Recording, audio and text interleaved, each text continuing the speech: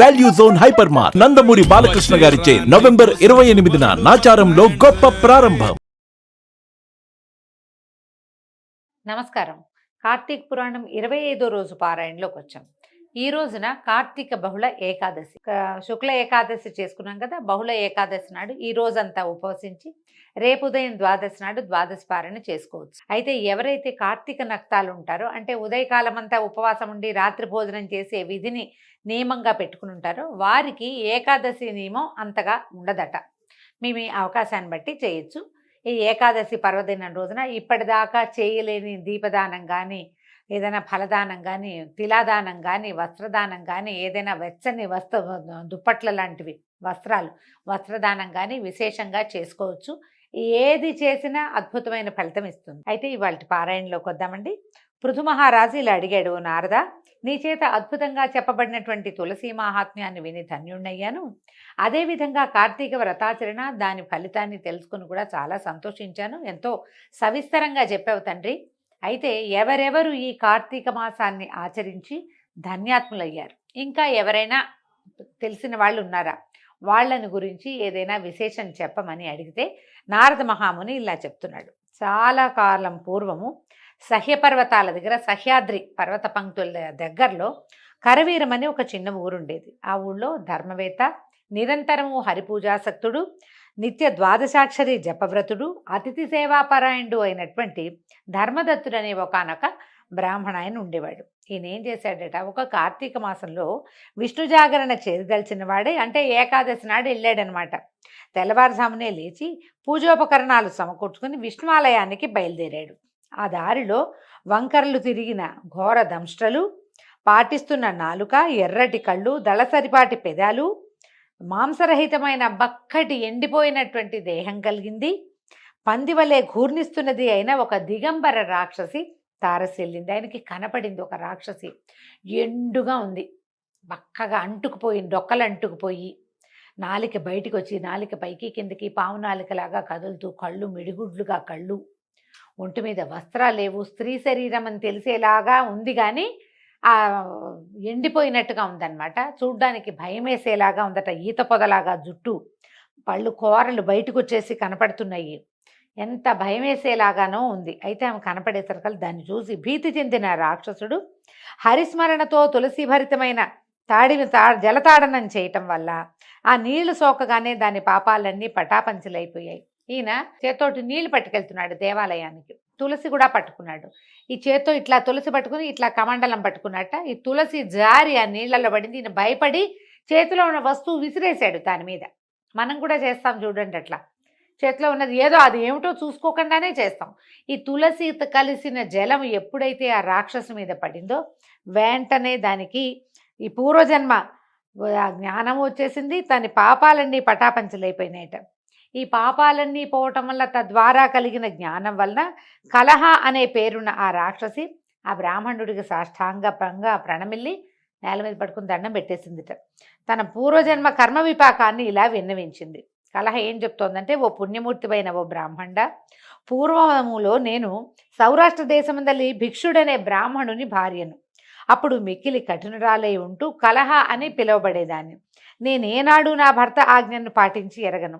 ఆయన హితవుని ఆలకించిన దాన్ని కాను. నేను అలా కలహకారిణినై అహంకరించి ఉండటం వల్ల కొన్నాళ్లకి మా నాథుని మనసు విరిగి మారువను వాడాలనే కోరికతో ఉండేవాడు. భార్యలు సరిగ్గా ఉండకపోతే దీన్ని వదిలేసి ఇంకో పెళ్లి చేసుకోవడం ఇప్పుడు సిద్ధాంతం. అప్పట్లో ఆ భార్య ఉన్నా కూడా పెళ్ళిళ్ళు చేసుకునేవాళ్ళండి. ఇది ఈమెతోటి కాదు, మన ధర్మం ఈమెతో ప్రవర్తించదు, ఇంకొక వివాహం చేసుకోవాలని అనుకున్నాడు. అయితే ఈవిడ, ఈ కలహ అనే ఆవిడ, నేను ఆయన సుఖపెట్టలేకపోయినా ఆయన సంతోషంగా ఎలా ఉంచాలి, నా పద్ధతి మార్చుకోవాలి అలా నేను ఆలోచించలా. కానీ అతను మారుమను చేసుకోదలుచుకున్నాడన్న కోరికని గుర్తించి భరించలేక విషం దాగి చనిపోయాను. ఆత్మహత్య మహాపాతకం అండి. ఆత్మహత్య చేసుకున్న వాళ్ళు కొన్ని వేల జన్మలు, దిక్కుమాలిన జన్మలు ఎత్తుతారట. అస్సలు శరీర త్యాగం మనంతటా మనం చేయకూడదు. కార్తీక పురాణంలో కథలు ఉంటాయి చూడండి. తండ్రి చనిపోయాడు, భర్త చనిపోయాడు, ఆ స్త్రీ ఒక్కతే ఉంది, నేను ఒక్కదాన్నే ఏమవుతాను అని అనుకోలే.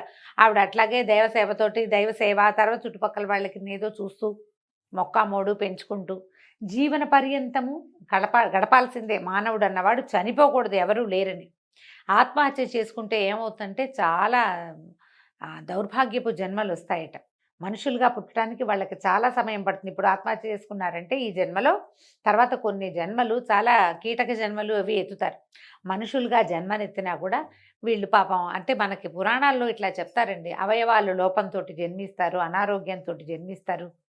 అవన్నీ బాధలు. అందుకని ఎప్పుడు ఆత్మహత్యకి ప్రేరణ మనం ఇది కాకూడదు. ఏదో సమస్య వస్తే దాన్ని తీర్చుకోవడానికి ప్రయత్నం చేయాలి. ఇక్కడ కాకపోతే ఇంకో చోట, ఈ జీవితం కాకపోతే ఇంకో రకమైన జీవితాన్ని మొదలు పెట్టుకోవాలి. కానీ జీవితాన్ని మాత్రం వదిలిపెట్టకూడదండి. ఆ వదిలిన వాళ్ళకి ఇట్లాంటిది వస్తుంది. ఈ భరించలేక భర్త ఇంకో పెళ్లి చేసుకుంటాడు అన్న మాటను భరించలేని ఈ స్త్రీ కలహ అనే ఆవిడ ఆత్మహత్య చేసుకుంది. యమదూతలు ఈవిడ్ని తీసుకెళ్ళట యముడి ముందు నిలబెట్టారు. యముడు చిత్రగుప్తుని చూసి, చిత్రగుప్త దీని కర్మకాండాలు తెలియజేయి, అవశ్యం అనుభోక్తవ్యం శుభాశుభ కర్మఫలం అన్నారు. శుభాలైన అశుభాలైన అవశ్యము అనుభోక్తవ్యమే, తప్పకుండా కర్మ ఫలితాన్ని అనుభవించి తీరాల్సిందేనని యముడు అనగా చిత్రగుప్తుడు అన్నాడు, ఓ ధర్మరాజా, ఇది ఒక మంచి పని కూడా చేయలేదు. తాను షడ్రసోపేతంగా భోజనం చేసిన తర్వాత కూడా భర్తకి అన్నం పెట్టేది కాదు. మామూలుగా భర్తకే ముందు మగవాళ్ళకి ఎవరు సంపాదన పనిలో వాడికి ముందు మన పద్ధతులండి అవి. మనం అందరం గుర్తుండి ఉంటుంది. నాన్నలకి అన్నం పెట్టాకే అమ్మలు అన్నం తినేవాళ్ళు. పాతకాలం పద్ధతి అది. ఇప్పుడు కూడా అలా పాటించే వాళ్ళు చాలామంది ఉన్నారనుకోండి. అలాంటి వాళ్ళు ఉన్నంతకాలం ఇంకా ఈ కలియుగం నడుస్తూ ఉంటుంది మరి. అయితే ఈవిడేం చేసేది, తను భోజనం చేశాక భర్తకి కంచంలో అన్నం పెట్టేది కాదు. అందువల్ల మేక జన్మ ఎత్తి బాధిష్ట అగుగాక. అందువల్ల ఏమిటి, ఈవిడ ఈ పని చేసింది కాబట్టి మేక జన్మలు ఎత్తాలంటే మన భూలోకంలో ఉన్న మేకలన్నీ మొగుడికి అన్నం పెట్టకుండా తాము తినేసిన వాళ్ళే మేకలయ్యారనమాట. నిత్యము భర్తతో కలహించి అతని మనసుకి బాధ కలిగించినందుకు గాను పురుగై పుట్టుగాక. వండిన వంటను తానొక్కతే తిరిన పాపానికి పిల్లిగా పుట్టి తన పిల్లలను తనే తినుగాక. భర్తృద్వేషిణి అయి ఆత్మహత్య చేసుకున్నందుకు వలన నిందితమైన అత్యంత నిందితమైన ప్రేత శరీరాన్ని పొందుగాక. ఇది ప్రేత రూపాన్ని పొంది కొన్నాళ్ళు నిర్జల స్థానంలో ఉండి అనంతరం సత్కార్యములను ఆచరించుగాక అని తీర్మానించాడు. ఇన్ని శిక్షలు వేశారండి. ముందు మేఘగా పుట్టు, తర్వాత ఏం చేతు పురుగ్గా పుట్టు, తర్వాత పిల్లిగా పుట్టు, తర్వాత ప్రేత శరీరాన్ని పొంది గాలిలో తిరుగుతూ ఉండు. నిర్జనంగా ఉండేది ఎవరు, నిర్జలము నిర్జనము కూడా, జనం లేని చోట జలం కూడా లేని చోట ఉండి ఉండి ఉండి ఉండి ఆ తర్వాత ఏదో సత్కార్యాలు ఆచరించవచ్చు. అప్పుడెప్పటికో సరైన జన్మ వస్తుందని చిత్రగుప్తుడు చిట్టా చదివి చెప్పాడు. అది మొదలుగా, ఓ ధర్మదత్త, నేను 500 సంవత్సరాల పాటు ఈ ప్రేత శరీరం ధరించి ఆకలి దప్పులతో అల్లాడుతూ అలనాటి నా పాపాలకై దుఃఖిస్తున్నాను.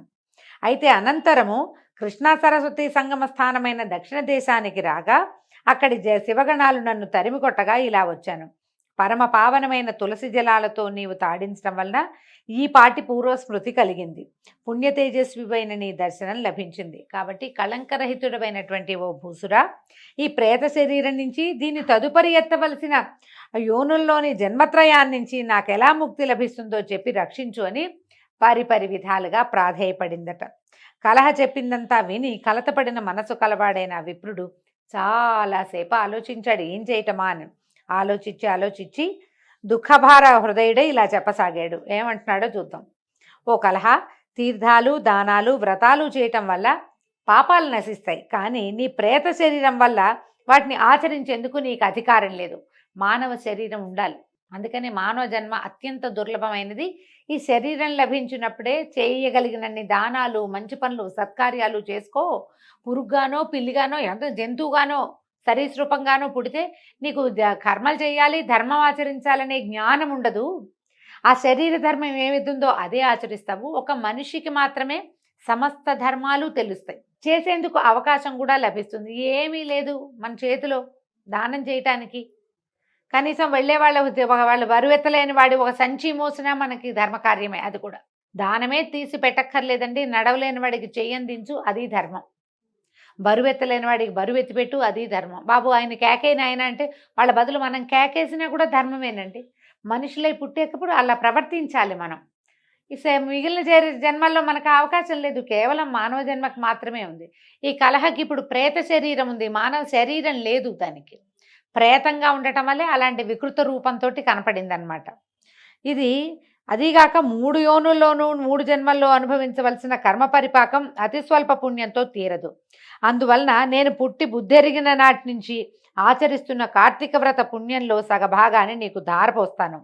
తద్వారా నీవు తరించి ముక్తిని పొందు అని చెప్పి తన దగ్గరున్న కార్తీక వ్రతం తాలూకు కర్మల ఆ ధర్మ పుణ్యబలాన్ని దీనికి ఇచ్చేస్తానంటున్నాడు. ఇది కూడా ఎంత గొప్ప విషయం అండి. ఎవరైనా చేస్తారు ఇట్లాంటి పని? ఈయన చేయడానికి ఒప్పుకున్నాడు. తనంతట తనే ఆఫర్ చేశాడు, తీసుకోమ్మా అని. ఏం చేశాడట? ద్వాదశాక్షరీ మంత్రయుక్తంగా తులసి తోయాలతో ఆమెను అభిషేకించి కార్తీక వ్రత పుణ్యాన్ని ధారపోశాడు.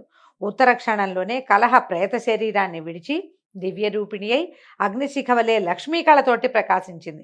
అమితానందంతో ఆమె ధర్మదత్తునికి కృతజ్ఞతలు చెప్పుకుంటూ ఉండగానే విష్ణు స్వరూపులైన పార్షదులు ఆకాశం నుంచి విమానంతో సహా వచ్చారు. వారిలోని పుణ్యశీల సుశీల అనేటువంటి ద్వారపాలకుల చేత కలహ విమానమందు ఆసీనగా చేయబడి అప్సరోగణాల చేత సేవించబడసాగింది.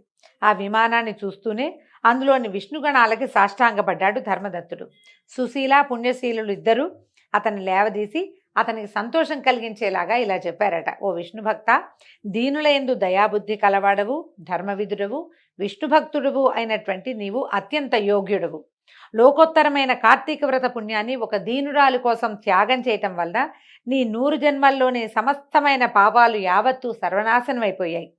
ఈమె పూర్వ సంచితమంతా నీచే చేయించబడిన స్నాన ఫలం వల్ల తొలగిపోయింది. విష్ణు జాగరణ ఫలంగా విమానం తేబడింది. నీవు ఆమెకు అర్పించినటువంటి దీపదాన పుణ్యం వల్ల తేజరూపాన్ని, తులసీ పూజాదుల వలన విష్ణు సాన్నిధ్యాన్ని ఆమె పొందబోతోంది. ఓ పవిత్ర చరిత్రుడా, మానవులకు మాధవ సేవ వల్ల కలుగని మనోవాంఛితమంటూ ఏదీ లేదు. విష్ణు ధ్యాన తత్పరుడైన నీవు 2 భార్యలతో నువ్వు కలిసి అనేక వేల సంవత్సరాల పాటు విష్ణు సాన్నిధ్యంలో వినోదించగలవు. సంతోషపెట్టారు. విష్ణు సాన్నిధ్య సుఖం, విష్ణు సాయుధ్యం నీకు లభిస్తుంది అని చెప్పి ఆయన్ని సంతోషపెట్టి ఇంకా చెప్తున్నారు. ఓ ధర్మదత్తుడా, వైకుంఠంలో నీ పుణ్యఫలానుభవం తర్వాత తిరిగి నువ్వు భూలోకంలోని సూర్యవంశంలో దశరథుడనే మహారాజుగా పుడతావు. ఈ జన్మలో నీకు భార్యలుగా ఉన్న 2 కూడా నీ యొక్క పుణ్యవశం చేత నీకు మళ్ళీ భార్యలుగా పుడతారు. ఇప్పుడు నీ చేత పుణ్యాభిషిక్త అయిన ఈ కలహయే నీకు ఆ జన్మలో 3వ భార్యగా పరిణమిస్తుంది. దివ్య కార్యార్థయై భూమిని అవతరించున్న విష్ణువు రేపొద్దున పుట్టబోతున్నాడు విష్ణుమూర్తి. ఆయన ఆ పుట్టుకలో నీ కుమారుడుగా జన్మిస్తాడు. ఓ ధాత్రి సురవరేణ్య, విష్ణువునకు అత్యంత ప్రీతికరమైన ఈ కార్తీక వ్రతంతో సమానమైన యజ్ఞ యాగాదులు కానీ దాన తీర్థాదులు కానీ ఏమీ లేవని తెలుసుకో. అంతటి మహోత్కృష్టమైనది, నీచే ఆచరింపబడినది ఈ కార్తీక వ్రతంలోని సగభాగపు పుణ్యానికే ఈ స్త్రీ విష్ణులోకాన్ని పొందుతోంది. ఆమెను ఉద్ధరించాలనే నీ సంకల్పం నెరవేరింది కనుక నువ్వేమి దిగులు పడకనైనా, ఈవిడ ఉద్ధరించబడింది. తదుపరి జన్మలో ఇంకా కొంతకాలం, అంటే ఇక్కడ మొత్తం వీళ్ళు పుణ్యబలం అంతా అయ్యాక మళ్ళీ భూమి మీద పుడతారు. మనమంతా కూడా అట్లాగే పుడతామట. నువ్వేమో దశరథుడిగా పుడతావు. ఈ జన్మలో నీ భార్యలు 2 ఎవరైతే ఉన్నారో వాళ్ళిద్దరూ నీకు భార్యలుగానే వచ్చే జన్మలో దశరథుడిగా పుట్టినప్పుడు నీకు భార్యలు అవుతారు. ఇప్పుడు నీ వల్ల ఈ విశ్వ సాయుధ్యం లభించినటువంటి ఈ కలహ నీ 3వ భార్యగా జన్మిస్తుంది. భగవంతుడు కార్యాంతరం కోసం, అంటే శిష్టరక్షణ దుష్ట శిక్షణ చేయటం కోసం భూమి మీద అవతరించబోయే రామావతారంలో అతను నీకు కుమారుడుగా జన్మిస్తాడని తెలియజేశాడు. ఈ సుశీల పుణ్యశీలుడు 2 కూడా, అంటే విష్ణు పార్షదులైన వాళ్ళిద్దరూ ఈయనకి ధర్మదత్తుడికి తెలియజేశారు. ఈ విధంగా ఈరోజు పారాయణ పూర్తయిందండి. రేపు ఉదయం 26వ రోజు పారాయణలో మళ్ళీ కలుసుకుందాము. నమస్కారం.